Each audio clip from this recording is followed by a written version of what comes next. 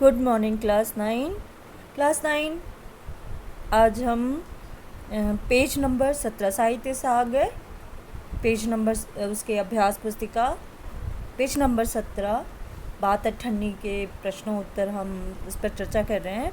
तो page number 17 पर है, रसीला क्या क्या बहाने बनाकर अपने को बेकसूर साबित कर सकता था, पर उसने ऐसा क्यों नहीं किया। तो उसमें प्रश्न का उत्तर इस तरह से होगा कि रसीला चाहता तो ये कह सकता था कि यह साजिश की यह पेज नंबर आपको बुक में भी मिलेगा, पेज नंबर 8 पर सेकंड पैराग्राफ है उसमें कि रसीला चाहता तो कह सकता था कि यह साजिश है, मैं नौकरी नहीं करना चाहता था, इसीलिए हलवाई से मिलकर मुझे फंसा रहे हैं। पर उसने ऐसा इसलिए नहीं किया क्योंकि उसमें एक और अपराध करने का साहस नहीं था, उसकी आंखें खुल गई थी।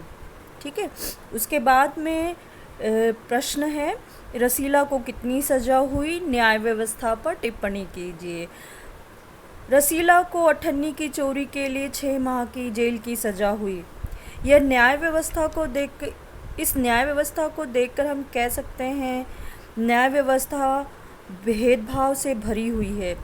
वर्तमान समय में निष्पक्ष और सच्चे न्याय की आशा करना व्यर्थ है। न्याय के लिए आवश्यक है कि सभी पक्षों को समान भाव से देखा जाए, उसमें अमीरी गरीबी ऊंच नीच की भी किसी भी तरह का उसमें भेदभाव न हो। समर्थवान अपराध करके साफ बच जाता है, गरीब के अपराध के पीछे की मानवीय संवेदना को जाने बगैर न्याय करना न्याय संगत नहीं है। वर्तमान समय में धनवान प्रतिष्ठित लोग बड़े बड़े अपराध करके बच जाते हैं, यह सुव्यवस्थित समाज के लिए अच्छा संकेत नहीं है। रसीला गरीबी से तंग था और उसका ये पहला अपराध था।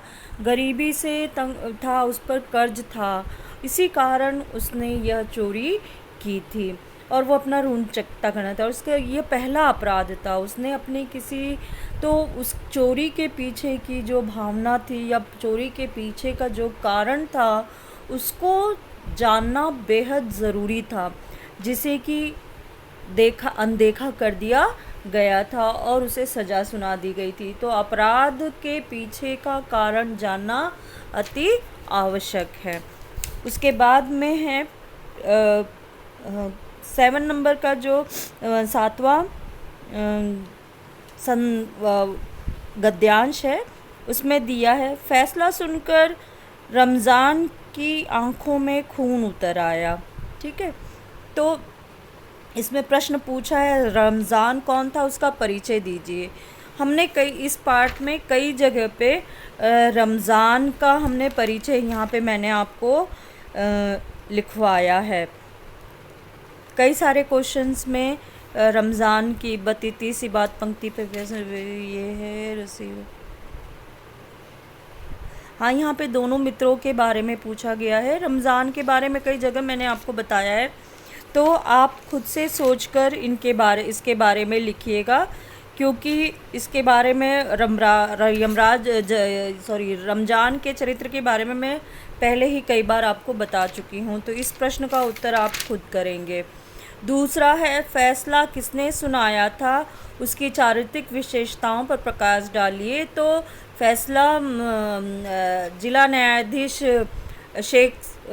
जिला मजिस्ट्रेट शेख सलीमुद्दीन साहब ने सुनाया था और उनके चरित्र की विशेषताओं के रूप में मैं आपको बहुत शॉर्ट में बता रही हूँ, वो आप खुद उसको विस्तार से करिएगा कि रिश्वतखोर थे, बेईमान थे, भ्रष्ट न्यायाधीश थे, वे स्वार्थी और अन्यायी थे। और अन्यायी के संदर्भ में वो आप जो रसीला के संदर्भ में जो बातें हैं कि किस तरह से रसीला के माफ़ी मांगने पर भी उन्होंने उसको माफ़ नहीं किया और 6 माह की सज़ा दी।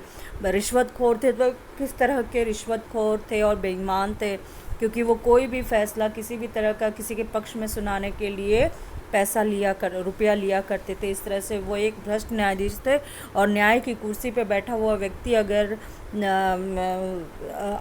न्याय करने में समर्थ नहीं है, रिश्वतखोर है, तो वो एक सफल न्याय कभी भी नहीं कर सकता है, सच्चा न्याय वो नहीं कर सकता है। तो इस तरह से आप इनके संदर्भ में लिख सकते हैं। आगे है कि फैसला सुनकर रमज़ान क्या सोचने लगा। ठीक है, तो फैसला सुनकर रमज़ान सोचने लगा कि यह दुनिया न्याय नगरी नहीं, अंधेर नगरी है। ठीक है, चोरी पकड़ी गई तो अपराध हो गया। असली अपराधी बड़ी बड़ी कोठियों में बैठकर दोनों हाथों से धन बटोर रहे हैं, उन्हें कोई नहीं पकड़ता है।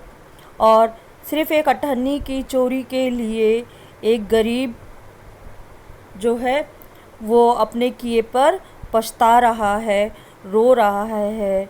और 500 और हज़ारों के चोर नरम गद्दों पर मीठी नींद ले रहे थे और अठन्नी का चोर अंधेरी कोठरी में बैठा अपने कार्य पर पछता रहा था। तो वो इस तरह से सोचता है। आगे है बात अठन्नी की कहानी द्वारा लेखक ने क्या संदेश दिया है।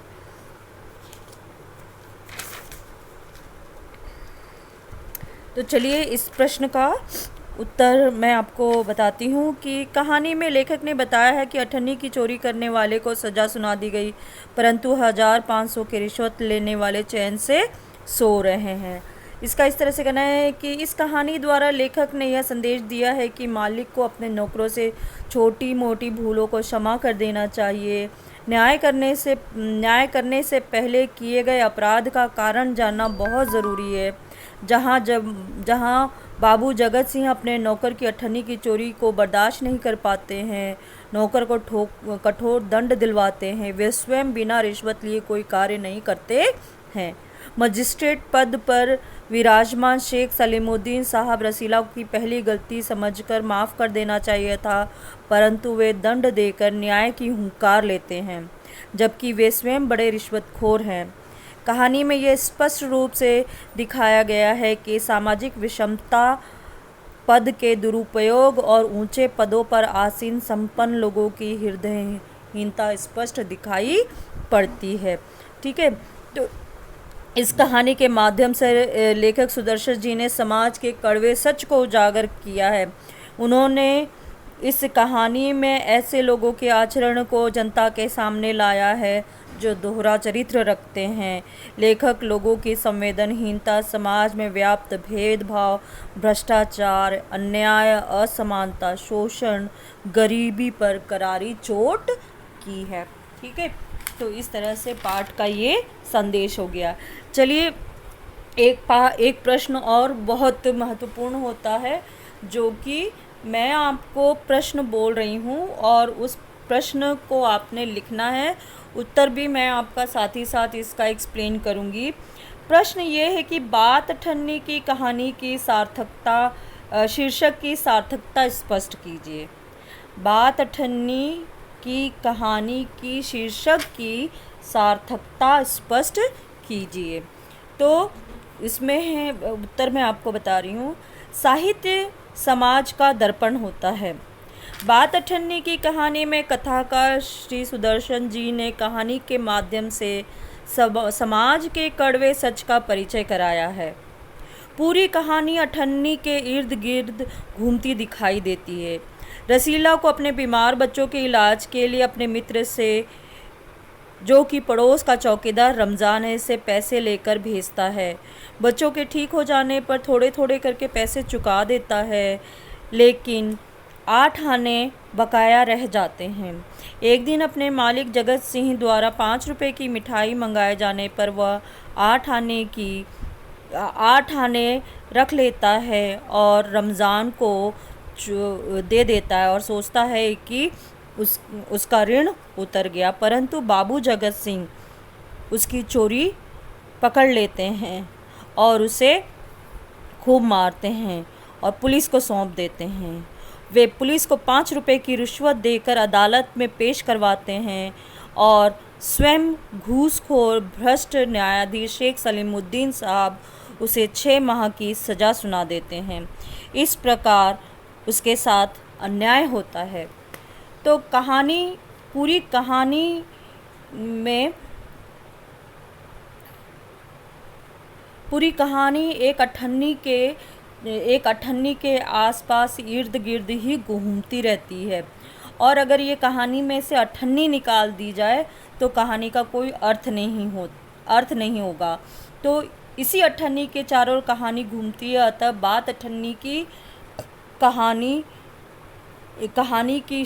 बात अठन्नी शीर्षक पूरी तरह से सार्थक एवं उचित है। ठीक है। अब बच्चों, मैं आप लोगों को कुछ प्रश्न दे रही हूँ, अतिरिक्त प्रश्न दे रही हूँ। इन प्रश्नों को आपको अपनी कॉपी में करना है। रमज़ान के रसीला के साथ कैसे संबंध है? दूसरा प्रश्न है, फैसला सुनकर रमज़ान की क्या प्रतिक्रिया हुई? रमज़ान ने दुनिया को अंधेर नगरी क्यों कहा है?